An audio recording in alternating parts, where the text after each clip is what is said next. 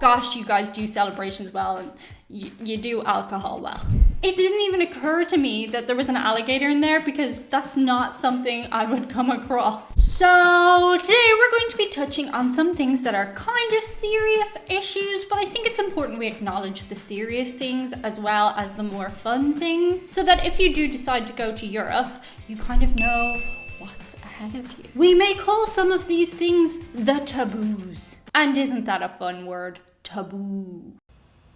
Legitimately, I don't even know what she's talking about half the time. Before we get into today's video, do be sure to like, share, comment, and subscribe. Otherwise, you're going to get a piece of dirt under one of your nails, and you're not going to be able to get it out because it's going to be right under there, right in, under your nail. And also, yeah, I know, my nails are cute today. So like, share, comment, subscribe. It's all free. Okay, the first serious issue, okay, it's not really a serious issue, but I just thought I'd kick things off on a little bit of a lighter note, is rugby versus football. Okay, Americans and Canadians would call football soccer, so I'm referring to soccer. There is a huge rivalry between the fans of the two sports, and I don't think Americans are kind of aware of that. This is not to say that a lot of people don't like both rugby and football. All the men in my family like rugby and football, but mostly prefer rugby. They'll sit down and watch a game of football, but it's not like a big deal. Just as much though as they are hardcore rugby aficionados, there are people who are crazy about football. The same way some people in the USA are crazy about American football or hockey in Canada. But whether you support rugby or football/soccer is something of a thing in Europe. There is a lot of snobbery around whether you like rugby or football. I'm not saying it's justified, I'm just telling you what is going on. So rugby is often called the gentleman's sport, and there are a lot of back things that make this make sense. Rugby is played in a lot of private schools. I remember when I was a kid, my dad was part of a program in Ireland because he was a rugby coach trying to bring rugby into some of the national schools, and it just didn't take. The kids there were not super interested. They were really good at rugby, but it just wasn't their thing. They were all into football. Football is also a lot more accessible across Europe. It's played in literally every field, every street. Everybody has accessibility to football and football coaching. Controversially, a lot of things involving rugby are more expensive. A lot of the merchandise, though, there can be some really expensive football/soccer merchandise as well. But as I said, it's a lot of private schools that coach rugby, and that's where a little bit of the snobbery comes from. Also, there is a dark history on both sides, but most publicly people talk about football hooliganism. If you want to know a bit more about this, check out my video over on the Diane Before Dawn channel about how the Liverpool supporters were wrongfully accused of being football hooligans. It's a tiny percentage, but just like when there's a tiny percentage of anything, people get painted with the same brush. Over time, rugby versus football has become a big thing. It's one of those things similar to when you dislike the people who live in the next neighborhood just by way of the fact that they live in a different neighborhood. In fact, people have a lot more in common than on the surface of things, but it's just a thing in Europe, rugby versus football. The next taboo subject we're going to touch on is how a lot of police forces in Europe are unarmed. Most police forces, like in Ireland, have a tiny sector of armed police, but generally the people on the street are not armed. Here in Spain, a lot of the police are armed, but some of them are not. And this is something that a lot of people in the USA find difficult to understand, and it comes back to the fact that there are just not a lot of guns out there in society, so it's not something police have to deal with often. I'm not here to argue about guns, but I am here to just say that it's just not as big of a factor in Europe. There's not as much accessibility, and so it's not something the police have to deal with a lot. Therefore, they have to up their skill sets in other areas, like one-to-one combat, or hitting people with a truncheon, or electrocuting them. At the end of the day, if you're dead, you're dead. But just guns, pew, pew, they're not a big thing in police forces around Europe. They are not as much a staple of the police forces in Europe. A lot of them have them, like here in Spain, as I said, but they are not like the go-to thing. The third thing that I want to talk about is why we tip in Europe. We do tip in Europe. Sometimes I see lists from Americans come out that say people in Europe don't tip. We do tip, actually. Like, tipping is part of the etiquette at times. But tipping is part of saying somebody did an exceptional job. You don't just tip all the time. People I would tip on the regular would be people like my beautician, Chewie's groomer, anybody who does my hair. That's me saying you did an exceptional job. I'm really happy with your service. Other times I will tip is if I go out for like a big dinner. Generally speaking, you're going to tip if you go out for dinner. You won't tip if you go to a cafe and have like a sandwich and a drink. You could, but it's not the norm. But I will tip if I go out for a 3-course meal and the service is good. In Ireland, generally we'll tip about 10%, whereas here in Spain, it's like a couple of coins, just a little bit of whatever you have handy. Tipping in Europe is a compliment. It is something that you should do in certain scenarios, but it's not something that we do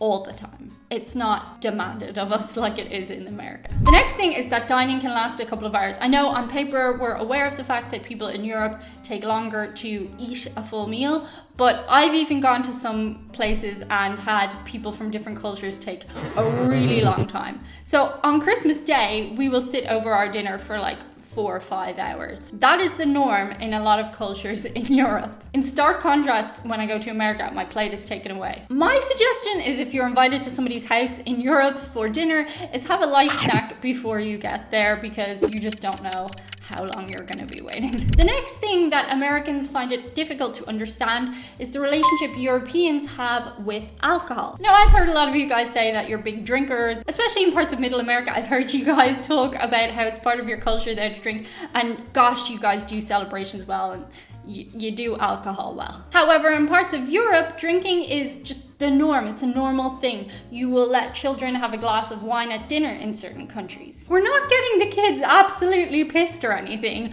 It's just like after maybe the age of 10, you'd say, oh, do you want a little glass of shandy or something with your meal? It's not something we do in Ireland. In Ireland, the culture tends to be a lot more binge drinking from about the age of 14. But also in Ireland, we drink to celebrate and we drink to mourn. We drink just for funsies. They didn't serve pints! Oh.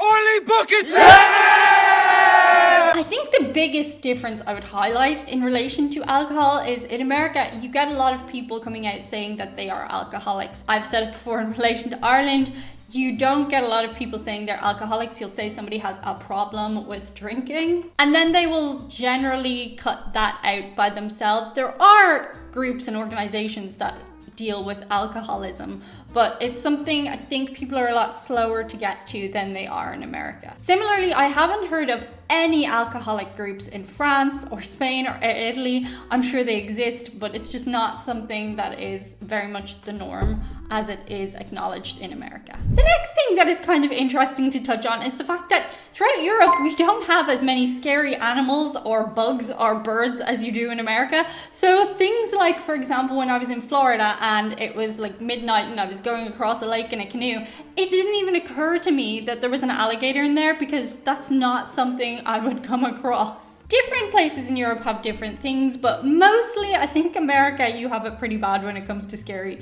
dangerous animals and bugs. Camping is pretty cushy here. All you have to really fear is the people.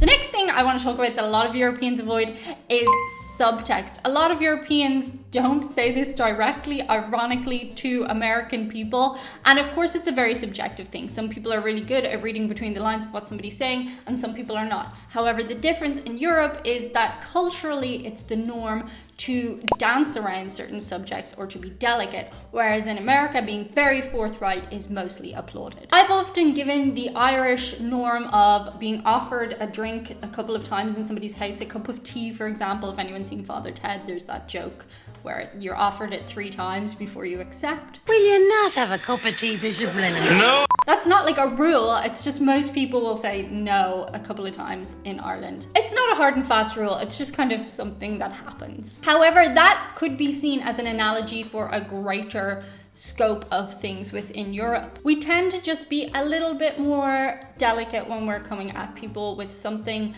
whereas I find Americans will just say it straight at you. The next one is surrounding Black people in Europe. Now, obviously, I am not a Black person. I am sometimes a blue person, and I am sometimes an orange patchy person. I can't speak on anyone's behalf. I can just speak around my understanding and experiences of this. So when I was in the USA, I was referring to one of my friends who is Irish and black. And I was corrected by this person who said African American. And I didn't even know how to reply. My friend is Irish, they happen to be black, and they've never been to Africa or America in their life. So generally speaking, if somebody is born in Ireland, they're just called Irish. You're an Irish person. Now you might have African heritage or ancestry in the same way that you might have Italian heritage or ancestry, and that might be a culture that you celebrate within your household. There are even growing parts of society that allow people to embrace their culture more throughout Europe. But generally speaking, that person is known as Irish, and they are, in a separate sentence, a black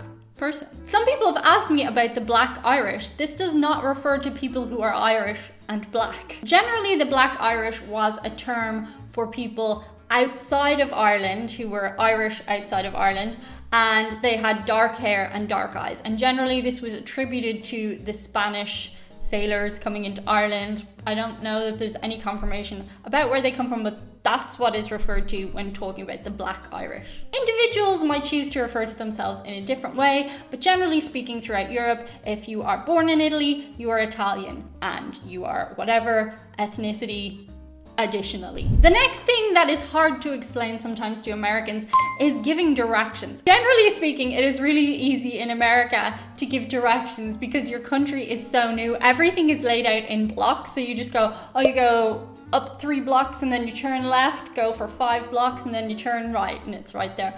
Whereas in Europe, everything is just laid out all higgledy-piggledy because it's an older place. There are parts of Europe that are more modernized, of course, and then I guess you could say blocks, but it's not something that I would hear very often. It's really hard to give directions in Europe because everything goes all over the place. And the final thing that is sometimes a little taboo for Europeans to tell American people is that we know more about the USA than you know about our living situation in Europe. And that's not meant to be rude or anything. I've actually learned a lot about that through the comments and talking to you guys directly. For example, in Europe, the education system has an entire section of our history lessons devoted to world history. And yes, America and Canada get their own chapters. Additionally, we are fed a lot of media and movies from the United States of America, so we know a lot more about the USA than you would about films made in the USA about parts of Europe. They're seen through the lens of American people. And of course, movies are just movies, but it still advises you on things that are kind of the norm over there, rather than what you see on the screen, especially sometimes about places like Ireland. They're very stereotypical. Additionally, the chances are we have family in America and Canada.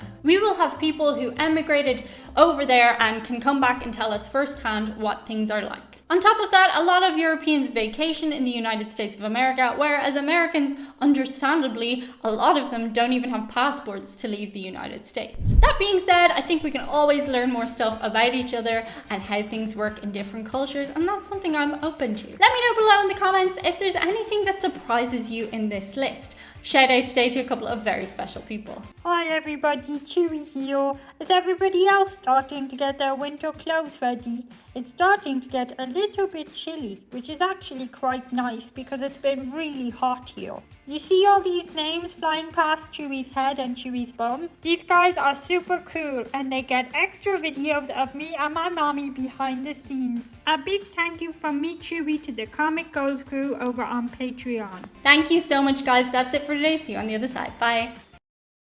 There are hardly any scary animals in Europe except this guy. Hi, budgie. How are you? Are you good? Are you just chilling? Am I bothering you? I'm sorry, you were having a nap.